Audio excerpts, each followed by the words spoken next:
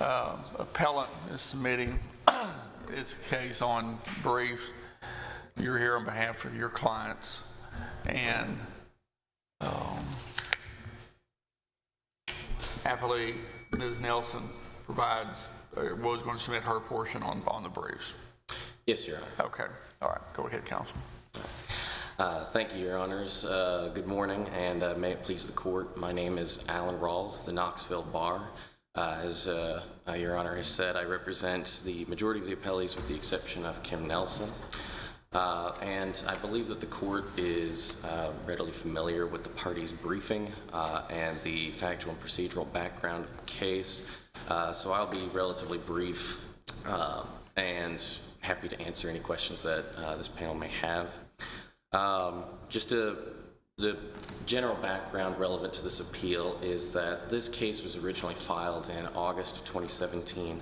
It was a 220-paragraph complaint for $5 million in damages against Kim Nelson, the mother of the plaintiff appellant's child, and those who were in her employment in the underlying juvenile court case.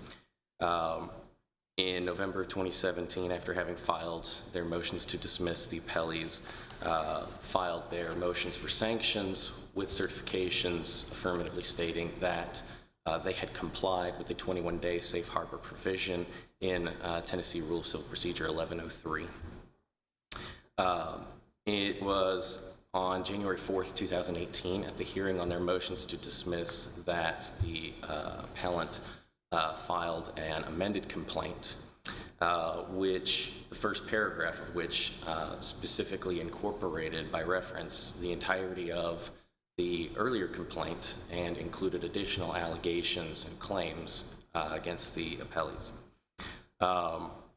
Later on, the court acknowledged in its order that the plaintiff appellant had the right to do that and vacated its oral rulings granting the motions to dismiss at that hearing in January 2018 before ordering a new briefing schedule on the motions to dismiss that the appellees renewed. On May 15th of 2018 is when the plaintiff filed his notice of voluntary dismissal. And in June, just that next month, the appellees moved for a hearing on their sanctions motions. Eventually, the court set a hearing on the sanctions motions for September 7th, 2018. 2 days before that, the appellant moved in part to continue the hearing or alternatively to waive oral argument. And that same day, the court ordered it would rule on the briefs without need of a hearing. It was in October of 19 that the court entered its 12-page memorandum of opinion and order granting the motions for sanctions. However, unknown at that time, the appellant had refiled effectively the same allegations and claims in federal court and argued before the court in a motion to alter or amend that this divested the trial court of its jurisdiction. There wasn't any meaningful authority cited in the motion to alter or amend on that basis. The appellees pointed that out.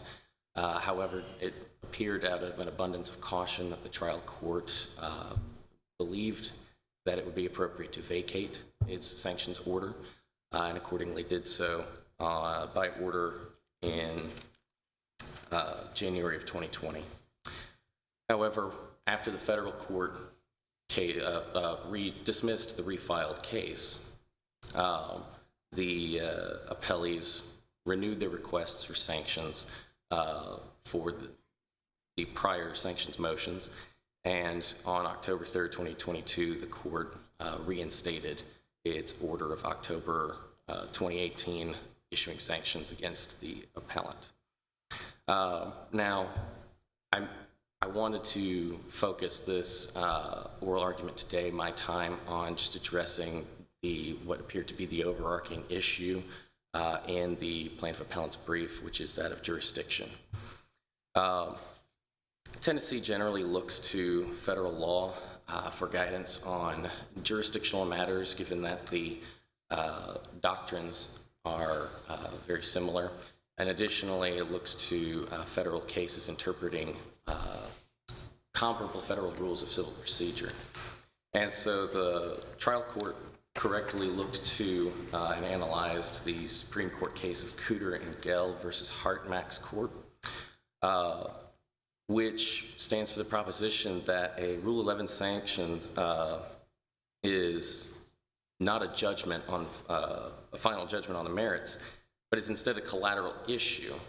And that collateral issue is whether the offending party abused the judicial process, and if so, what is the appropriate sanction? And the court importantly said that that determination can be made even after the suit has been terminated. Now, the plaintiff appellant contends in his brief that the 1993 amendments to Federal Rule of Civil Procedure 11 superseded Cooter and Gell's holding, but that amendment actually pertained to the 21-day safe harbor provision, which Tennessee also adopted in Rule 1103. The case law cited by the appellant in his brief is distinguishable because in those cases, the motions for sanctions were filed either after voluntary dismissal had been taken or the motions for sanctions were not served in compliance with the 21-day safe harbor provision.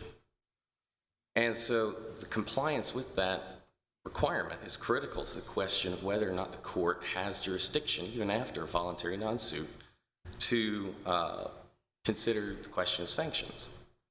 And this is corroborated in federal and Tennessee cases like Ritter versus City of Springfield and Ewan versus Hardison Law Firm.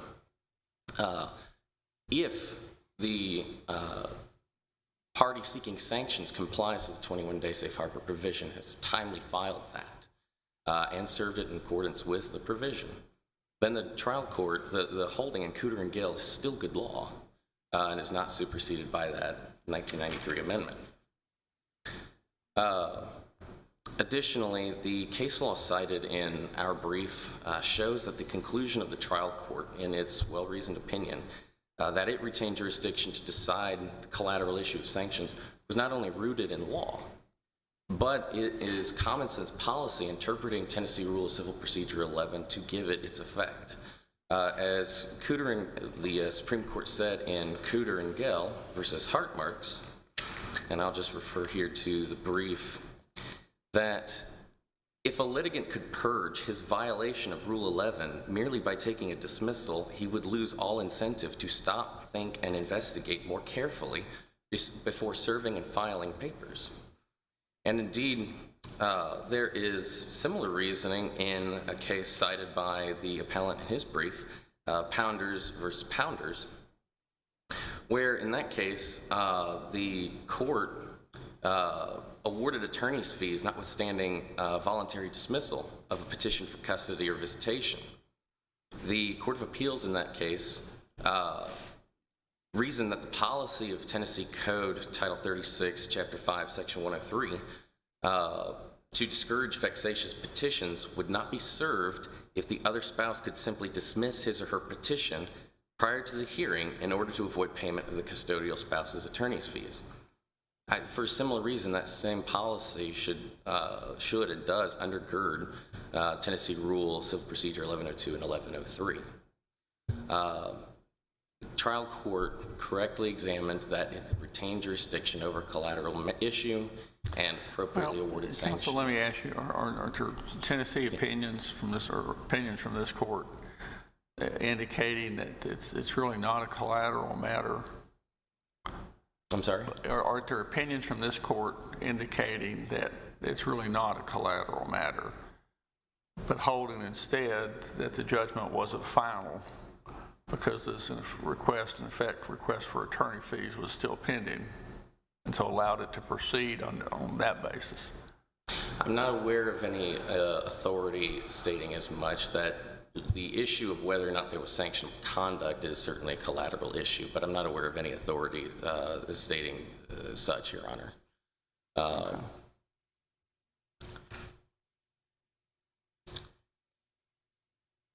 What about when the case was filed in federal courts?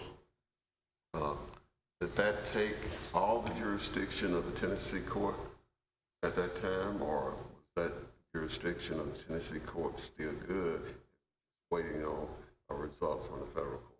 Right, Your Honor.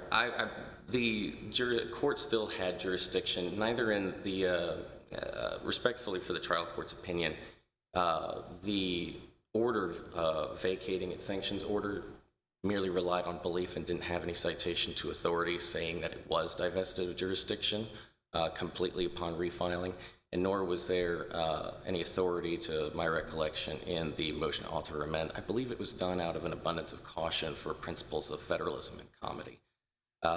However, given that the federal court dismissed the claims, there doesn't appear to be any sort of conflict between the rulings of the federal court and that of the state court. Other than addressing the jurisdiction, I believe that we would like to, for many of the multiple other arguments, rely on the briefing, but I'm happy to answer any other questions that you may have. I hear none. Thank you for your argument this morning. Thank you, Your Honors.